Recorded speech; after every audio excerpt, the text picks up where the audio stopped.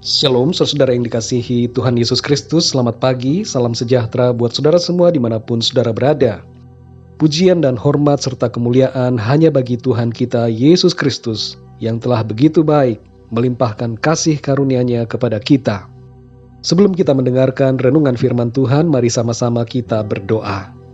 Bapa kami yang di surga, Bapa yang baik, Bapa yang penuh dengan kuasa, Bapa di dalam nama Tuhan kami Yesus Kristus, kami mengucap syukur di pagi hari ini, Engkau membangunkan kami kembali dengan kekuatan yang baru, dengan tubuh yang sehat diberkati, dan berkat-berkat yang Tuhan sediakan bagi kami di sepanjang hari ini. Kami bersyukur Tuhan untuk waktu yang indah ini, kami mau mendengarkan sabda firman-Mu ya Tuhan. Berbicaralah kepada setiap kami, menjadi rema dalam hidup kami, supaya kami lebih lagi dapat mengenal Engkau dan mengerti kehendak-Mu atas hidup kami. Terima kasih ya Tuhan, dalam nama Tuhan Yesus Kristus, kami berdoa dan mengucap syukur. Haleluya, amin. Saudara yang dikasih Tuhan, ayat renungan kita pada saat ini terdapat di dalam Matius 2 ayat yang ke-16. Tertulis demikian, ketika Herodes tahu bahwa ia telah diperdayakan oleh orang-orang Majus itu, ia sangat marah.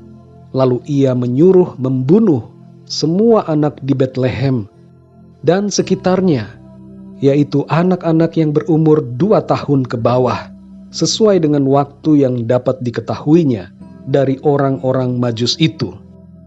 Saudara yang dikasih Tuhan, sikap Herodes membunuh semua anak di Betlehem disebabkan karena sebagai raja, ia tidak mau ada raja lain yang berkuasa selain dari dirinya sendiri. Apalagi dia mendengar ada seorang raja yang baru lahir, yaitu Yesus Kristus. Sikap Herodes menjadi refleksi kita pribadi. Apakah kita mau merelakan diri kita dipimpin oleh Raja Agung, yaitu Tuhan Yesus Kristus? Ataukah kita ingin merajai diri sendiri, sehingga dengan sengaja tidak membiarkan dia hidup dan memimpin diri kita? Sikap tidak mau dipimpin oleh Kristus sebagai Raja ibarat sama dengan membunuhnya. Dan sebaliknya, sikap yang mau dipimpin oleh Tuhan Yesus menunjukkan bahwa kita merelakan Dia hidup dan semakin besar di dalam kita dan semakin menguasai kehidupan kita. Kita semakin kecil dan Dia semakin besar. Dalam Galatia 2 ayat yang ke-20 dikatakan, namun aku hidup, tetapi bukan lagi aku sendiri yang hidup, melainkan Kristus yang hidup di dalam aku. Dan hidupku yang kuhidupi sekarang di dalam daging adalah hidup oleh iman dalam Anak Allah yang telah mengasihi aku dan menyerahkan dirinya untuk aku. Saudara yang dikasih Tuhan, pesan firman Tuhan hari ini bagi kita semua adalah agar kita menjadikan Tuhan Yesus sebagai Raja dalam hidup kita. Jangan biarkan kedagingan kita dan keegoisan diri kita pribadi membuat kita mengenyampingkan Tuhan Yesus. Marilah saudara, biarlah kita semua dapat menjadikan Dia sebagai Raja dalam kehidupan kita, dengan cara merelakan diri kita dirajai dan dipimpin oleh Tuhan Yesus. Dan dengan segenap hati kita mengasihi dan mentaati Dia.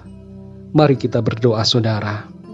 Bapa kami yang di surga, Bapa di dalam nama Tuhan Yesus Kristus, kami mengucap syukur untuk kebenaran firman-Mu ya Tuhan, yang begitu dalam menegur setiap kami, berbicara di dalam hati kami. Ada kalanya Tuhan, tanpa sengaja, tanpa sadar, atau sadar dan sengaja, kami membiarkan Engkau berada di luar hidup kami. Kami tidak mengizinkan Engkau menjadi Raja atas hidup kami. Seperti Herodes yang mencoba untuk membunuh Engkau. Kadangkala ya Tuhan, sikap kami seolah-olah seperti demikian. Tolong kami ya Tuhan, kuatkan kami ya Roh Kudus, ubahkan hati kami.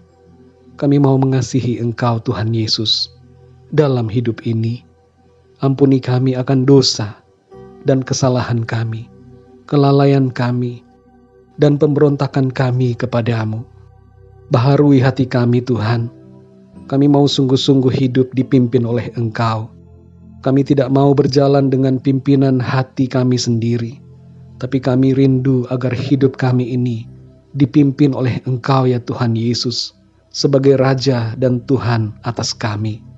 Karena kami percaya, kalau Engkau yang memimpin hidup kami, maka Engkau akan membawa kami kepada kemenangan demi kemenangan, dan kemuliaan kepada kemuliaan. Terima kasih ya Tuhan Yesus. Kami mengucap syukur untuk firman-Mu. Meteraikanlah ya Tuhan setiap kebenaran firman-Mu, agar kami selalu ingat dan menghidupi kebenaran firman-Mu dalam keseharian kami. Terima kasih ya Tuhan. Kuasa firman-Mu mengubahkan kami.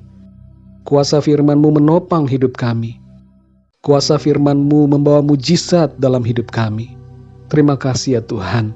Pimpinlah kami di sepanjang hari ini, agar segala apa yang kami kerjakan, semua aktivitas kami, dapat menyenangkan hati-Mu Tuhan. Terima kasih ya Tuhan. Kami serahkan semua permasalahan kami ke dalam tangan-Mu. Sembuhkanlah yang sakit Tuhan. Kuatkanlah yang lemah. Berikan semangat kepada yang berputus asa. Dan berikanlah jalan keluar serta pertolongan bagi yang sedang mengalami masalah dan persoalan dalam hidupnya.